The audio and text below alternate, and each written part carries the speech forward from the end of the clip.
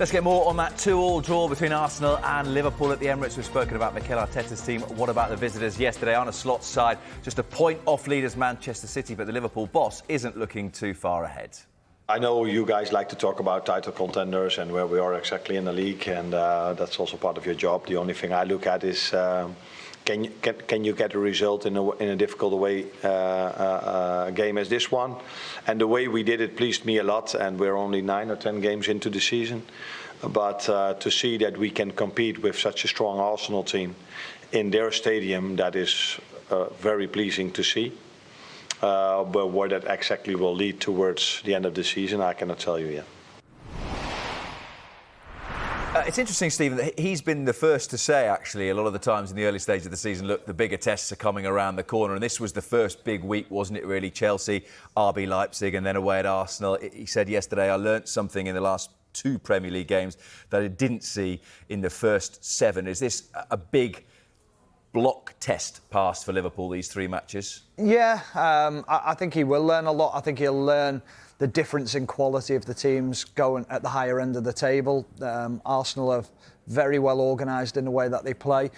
I think what was interesting yesterday, and I know we can't ask him and find out, I just wonder what the idea was playing Curtis Jones so high, beyond Darwin Núñez at times, in the press. And it just left Liverpool very vulnerable in midfield, especially away from home against Arsenal, who are so strong and so good at rotating the team.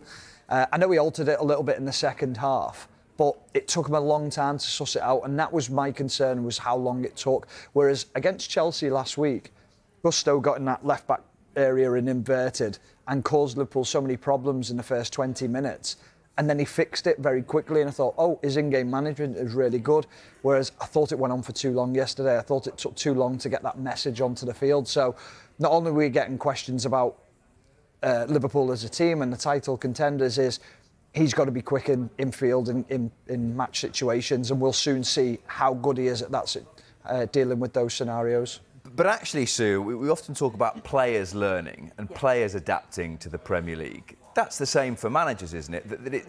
Not to be disrespectful, it can be very easy to change things in-game in the Eredivisie or against maybe some of the weaker teams in the Premier League. But he's up against one of the best teams in the league, one of the best teams in Europe. And maybe there are times where he might think, well, actually, I could have done that 10 minutes sooner. Yeah, and it is. It's just about experience, isn't it? And being within the Premier League to do that and gain those experiences. But, yeah, he actually said, it made me laugh afterwards in the interview where they were asking him about this is probably your toughest test. And he said, well, when I come to the Premier League, everyone was saying that every game's a tough test. And now you're saying, oh, well, I've had easy games. But he was, like you mentioned, he was actually the first one to say there's going to be tougher tests to come. And all you can see from a Liverpool perspective is they keep passing these tests, which is all he can do. But like you said, he can still learn along the way. And whether it's those in-game changes or, tactically how you start the game, how you finish the game. But I think the real positive thing is obviously the performance in the second half, going away to the Emirates, coming from behind twice. And I suppose if we didn't think that Liverpool were in the title race before, they're certainly in the title race. I think when you're competing against a side like Arsenal, yes, they had injuries, but the way that they performed and the way that they turned things around, you'd 100% say that they're right in there. Yeah, I think previously under Jurgen Klopp, you'd go there thinking Liverpool could either turn them over 2 or 3-0, or it could be a very, very open game where they could get turned over 2 or 3. You always felt like yesterday that they were in a decent enough shape and organised enough where they understood the dangers that Arsenal were possessing.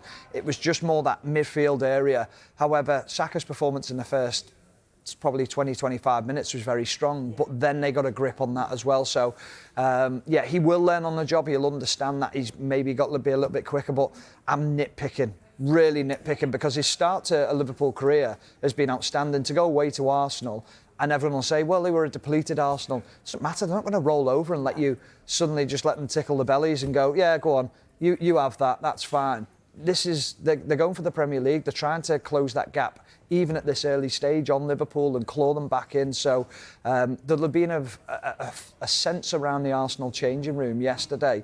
This is a good Liverpool team. We need to be at our best. But there's also a respect, again, from Liverpool towards Arsenal. Just to pick up on a couple of points that you both made there, I spoke to him after the game at the Emirates yesterday, and one of the things that he said to me, it was interesting, he says, we're playing against a team whose manager has been there for 4 or 5 years. And if they try this plan, and if that doesn't work, they try another plan. And if that doesn't work, they try another plan.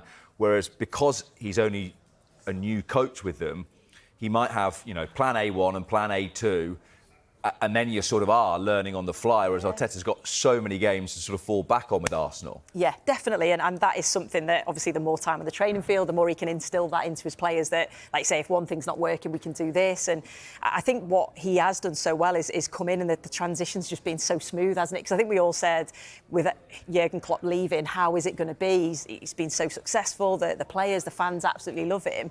It's probably going to take a little bit of time. But the fact that he's lost one game is outstanding, and you can see, he's not changed things massively. There's just little mini tweaks, isn't there, in the terms of a bit more controlled in the way that he plays, but you can still see the Jurgen Klopp. You can still see when they press with lots of aggression, and they win the ball back. When they can transition really quickly.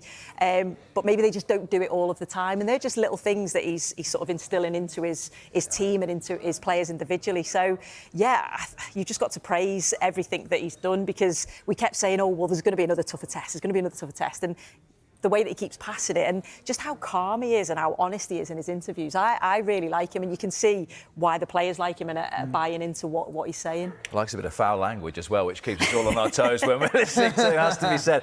Sue said they're definitely in the title race. Stephen, who are the bigger threat to Manchester City at the moment? I think on current squads, I'd say Liverpool, purely because of the injuries that Arsenal have got. However, if we get to the end of December and Liverpool get through that spell and it's not quite gone the way, and Arsenal are still 3 or 4 points off Manchester City and they've got their best players coming back, then you'd look at Arsenal and think possibly them. But I think this will go right to the wire between all three of them. I really do. At the beginning of the season, I said City will win it. I said Liverpool have finished second and Arsenal have finished third. I just felt like there wasn't much wrong with Liverpool last year. I thought that even in the game yesterday, Sue alluded to it there, not going 100 miles an hour throughout the game. It's not a constant press, it's picking the right time to press. Liverpool looked like they had high energy levels towards the end of the game. You look at Mohamed Salah, often he'd get to 70, 80 minutes and he'd be gassed under Jurgen Klopp. Whereas yesterday, I'm watching him and you're thinking, he's just brought an 18-year-old kid on. He's ran Timber into the ground. Timber's cramping up after 70 minutes. And Mohamed Salah is just this elite athlete who continues to go. But he's given them more energy towards the end of the game. And I just think that's allowing them to stay within games and perhaps come into games later on as well. Just a final point on Liverpool, Sue. Mohamed Salah scored the equaliser. Virgil van Dijk scored the first equaliser. Trent Alexander-Arnold had a hand in both goals. All three of them are out of contract, as we know, at the end of the season. Trent Alexander-Arnold spoke about wanting to become the first fullback to win the Ballon d'Or last week. Does he feel like the least likely of the three to be there at the start of next season? I think so, after reading that comment when he sort of come out and said that. And there's nothing wrong with that. The fact that as an individual player, you want to be the best. You want to keep learning and keep adapting. Will he win the Ballon d'Or as a right back for Liverpool? That's the big question. I think the teams that, or the players that do win those accolades are usually the teams that go on and win the Champions League. Liverpool, again, could potentially do that. And yeah, he's probably the one that you would say out of the three, but it would be great if they could keep all three of them, because we know how key they all are. Trent Alexander-Arnold, just the impact, the positive impact that he has, whether that's going forward, whether that's defending. We've seen him probably more as a fullback, haven't we, under Arne Slot, but we know that he can go into those midfield areas and create from there. We know Van Dijk, the leader that he is at the back, and I suppose it all depends on the contract that they get given and offered, but I don't know what you think about the Trent Alexander-Arnold. I just think there's been a lot made about the relationship between him and Jude Bellingham, and people are putting two and two together. I think he'll stay. I think he'll want to be Liverpool captain in the future and lift a trophy as a Liverpool boyhood fan. I think that is, his biggest idol is Steven Gerrard, and I think he'll try and follow that suit. I actually think all three will stay. I really do. Tough to win the Ballon d'Or as a fullback, isn't it, Stephen, as you know? Yeah, I came fourth once. Robbed on a couple of years. Robbed. Lots of positives then still to take for both Liverpool and Arsenal after yesterday.